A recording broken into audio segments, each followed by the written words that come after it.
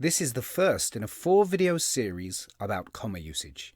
We are going to look specifically at the use of commas in series, or lists, and with two types of adjectives, cumulative and coordinate.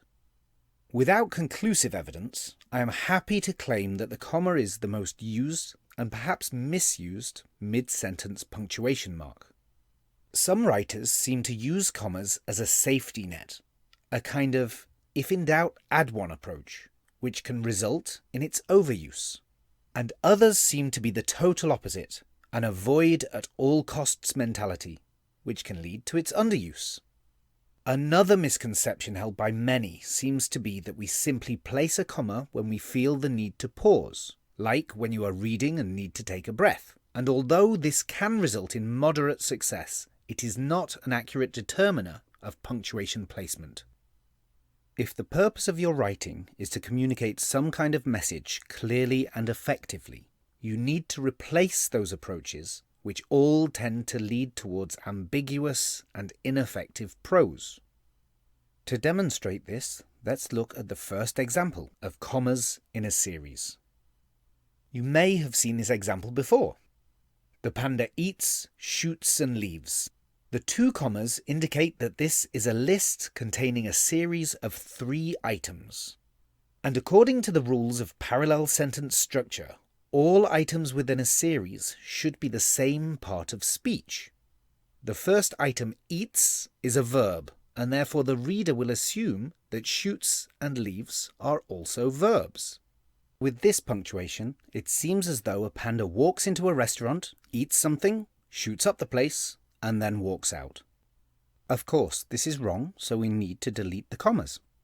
Now, eats is the verb of which shoots and leaves become the direct objects.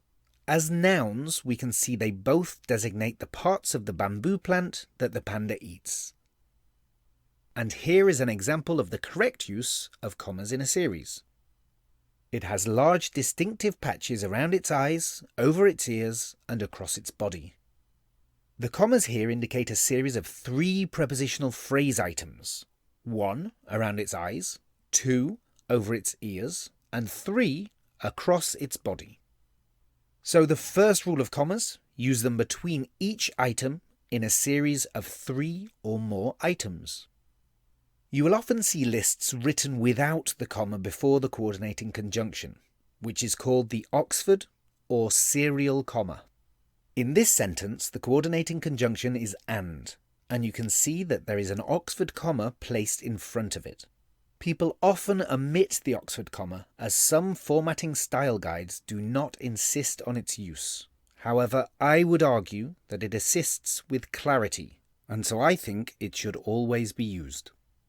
Additionally, the High School English Language Arts classroom adheres to MLA formatting, in which the Oxford comma is required. This means that it is not only teachers who expect students to use it, but also the makers of standardized tests, such as the SAT. A final point about commas in a series can be made if we turn our attention back to sentence number 1. We should never use a comma in a list of only 2 items, as it will confuse the reader. Here, it looks to me as though something is missing. Whether there should be another item in the list, or if a subject and object of the verb leaves has been omitted, is unclear. Next, using sentence 2 again, we will move on to our second point. There are 3 consecutive adjectives, large, distinctive, and black, that pre-modify the noun patches. We will look at them in reverse order. Using just the one adjective, we could create the independent clause, it has black patches. Perfect. One adjective equals no comma. Next, we add distinctive. In this independent clause, distinctive and black are cumulative adjectives. They are working together with a cumulative effect to modify the noun patches. What that means is that the adjective distinctive is not modifying patches, but it is modifying the black patches as a single unit of meaning. In other words, the clause is not stating that the panda has distinctive patches that happen to be black, but that the blackness of the patches is part of their distinctiveness. When adjectives function in this way, we do not use a comma between them. A trick is to check if the same meaning is achieved if you place an and between the two adjectives. In this case, the meaning changes if we include the and, so we do not add a comma. Now we add large. In the independent clause, as well as the cumulative adjectives, we have a coordinate relationship between the adjectives large and distinctive. This means that they are both of equal importance in their independent modification of the black patches.